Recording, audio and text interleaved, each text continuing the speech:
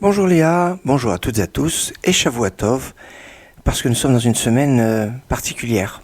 Alors oui, c'est vrai, c'est la semaine où tombe Tisha B'Av, ce qu'on appelle Shavua chez Halbo, la semaine où tombe Tisha B'Av, avec sa connotation de deuil, sa connotation de restriction. Mais moi, je lui verrai une autre lecture, parce que il est marqué Tsumu Vetsaalu. Dans le lien qui existe entre le calendrier et la paracha de la semaine, il y a des ponts. Où par exemple on sait que le Shabbat qui précède la fête de Pessah, on lit la deuxième paracha du livre du Lévitique, Tzav.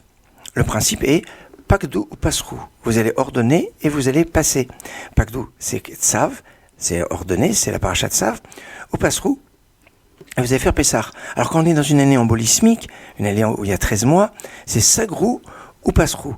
C'est avec la paracha Metzora où on enferme, Sagrou c'est enfermé, c'est fermer celui qui est atteint de lèpre, qui devait pour probation savoir si vraiment il avait la lèpre ou pas, on l'enfermait pendant 7 jours, et après on pouvait voir si vraiment il avait la lèpre ou pas, et donc on lisait la paracha Metzora, et le Shabbat et la semaine, qui est dans la semaine qui suit, c'est la fête de Pessah. On a ces principes où on a aussi la paracha Bamidbar, la première paracha du livre des Nombres, qui est lue le Shabbat qui précède la fête de Shavuot.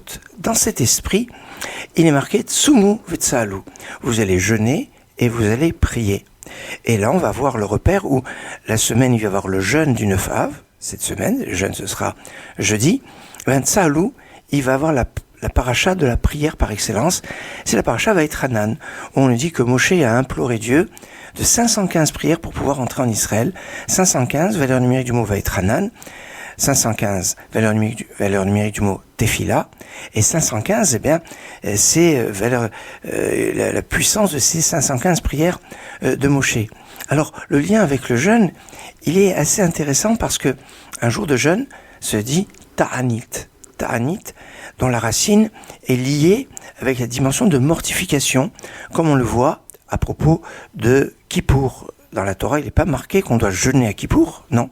Il est marqué qu'on doit se mortifier. Te'anu et nafshotechem. Donc la notion de ainouï, c'est-à-dire se mortifier, c'est l'expression pour dire le jeûne dans la Torah. Et c'est pour ça qu'on parle de ta'anit.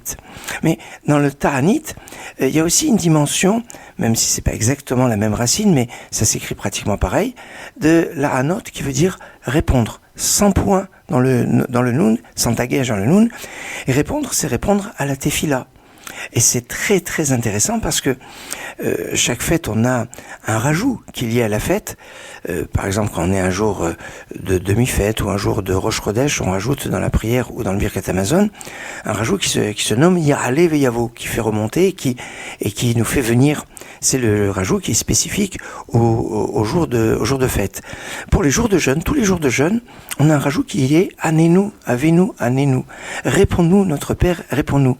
Réponds-nous. Alors, il va y avoir une sorte de jeu de mots entre la nôtre, répondre, et ta'anit, qui est le jour de jeûne, dont la racine c'est plutôt lié à la mortification, mais avec une certaine connotation, avec justement le fait d'être exaucé, d'être répondu dans notre tefila.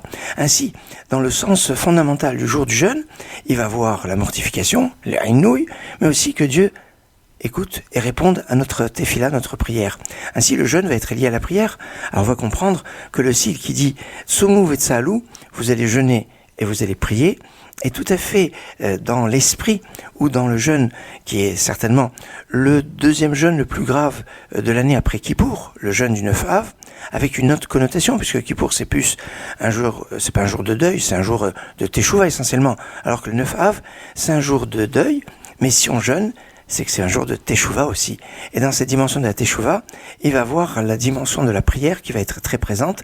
Cette prière exprimée dans la paracha Vaïtranan, qui suit juste le jeûne Tsumu Vetsaalu.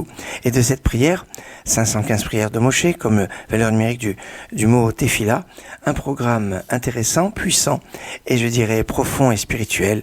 Excellente journée.